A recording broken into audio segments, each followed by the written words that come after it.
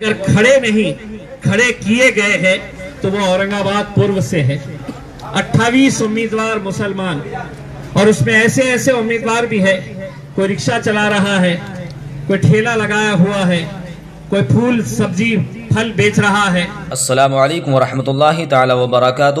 دوستو، آپ کو معلوم ہے کہ مہاراشٹر میں بدھان سبھا کا چناؤ ہونے والا ہے۔ ایسے میں امتیاز جلیل صاحب، جو کہ آل انڈیا مجلس اتحاد المسلمین کے اورنگ آباد سے کینڈیڈیٹ ہیں، وہ لوگوں کے درمیان پہنچ رہے ہیں اور اس بار لوگوں سے جو بات کہی ہیں وہ بہت چرچا میں ہیں۔ ویڈیو دیکھیں اور اپنی رائے پیش کریں۔ مسئلہ حل کب کے ہی ہو سکتا تھا اگر یہاں کے جو ستادھاری سیاستدان ہے، اگر ان کی نیت صاف رہتی، کیونکہ 50 کلومیٹر کی لائن ہمیں صرف پیٹھن کے پاس سے لے کر آنی۔ اس بار کتنی اچھی بارش ہوئی، لیکن وہ بارش ہونے کے باوجود بھی، ڈیم بھرنے کے باوجود بھی ہم اپنے پاس یہاں پر پانی نہیں لا سکے، کیونکہ کہیں نہ کہیں جو حکومت میں اورنگ آباد کا ایسٹ کی یہ کانسٹیٹوئنسی ہے، 110 امیدواروں نے فارم بھرے، 110 اسکروٹینی کے اندر۔ اب ہمارے پاس تقریباً 70 لوگ بچے ہوئے ہیں۔ 4 تاریخ کا آخری دن ہے فارم لینے کا، اور پورے مہاراشٹر کے اندر سب سے زیادہ مسلمان اگر کھڑے کیے گئے ہیں تو وہ اورنگ آباد پورو سے ہے 28 امیدوار مسلمان، اور اس میں ایسے امیدوار بھی ہے، کوئی رکشہ چلا رہا ہے، کوئی ٹھیلا لگایا ہوا ہے، کوئی پھول سبزی پھل بیچ رہا ہے، وہ لوگوں نے تک فارم بھرے ہیں۔ اب آپ سوچئے گا، ایک فارم جب بھرا جاتا ہے تو اس کے ساتھ 10,000 روپے کا ڈیمانڈ ڈرافٹ یا کیش چاہ رہا ہے۔ جس نے پیسہ لگایا ہے وہ آرام سے جیت کر چلا جائے گا۔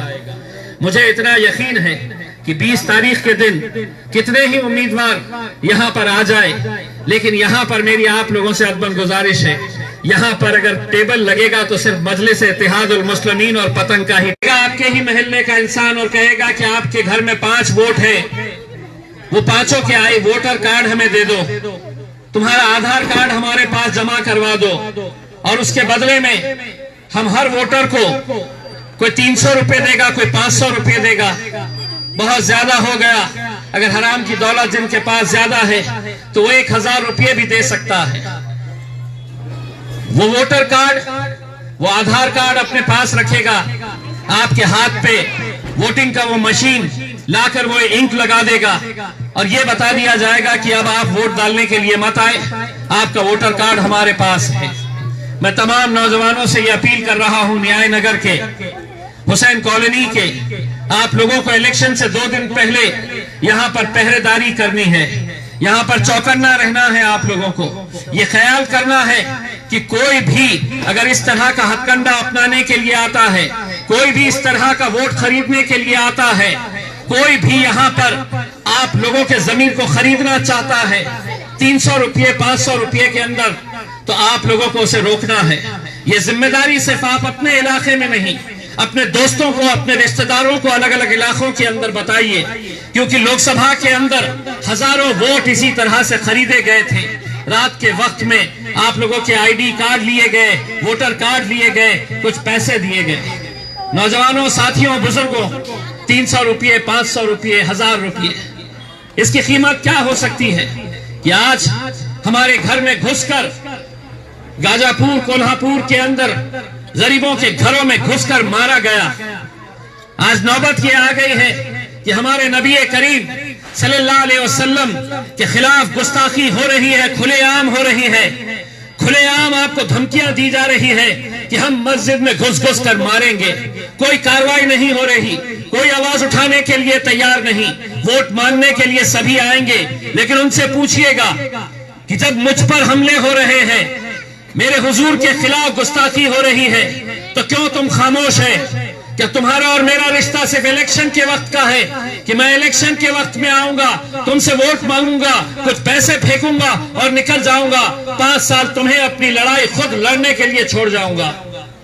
الحمدللہ مجھے اس بات کا فخر ہے کہ میں لوک سبھا کے الیکشن ہارنے کے باوجود بھی ہندوستان کی تاریخ کے اندر اتنا بڑا جلوس، اتنی بڑی ریلی ممبئی تک پچھلے 76 سالوں کے اندر ہوئی نہیں تھی، جو آپ لوگوں کی وجہ سے ہم نے ممکن کر کے دکھایا تھا، اور اتنی بڑی ریلی ہم ممبئی تک لے کر گئے تھے۔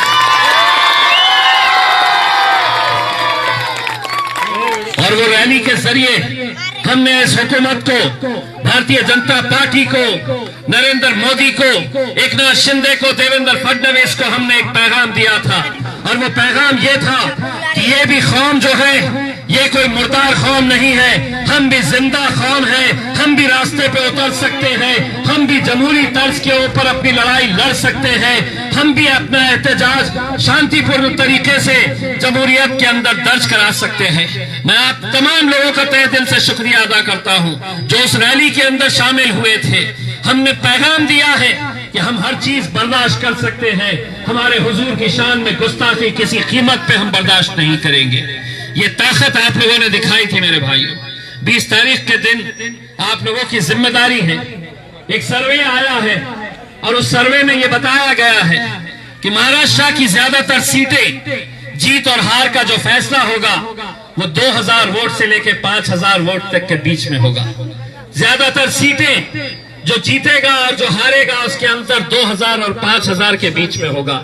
इतना कड़ा मुकाबला होने वाला है।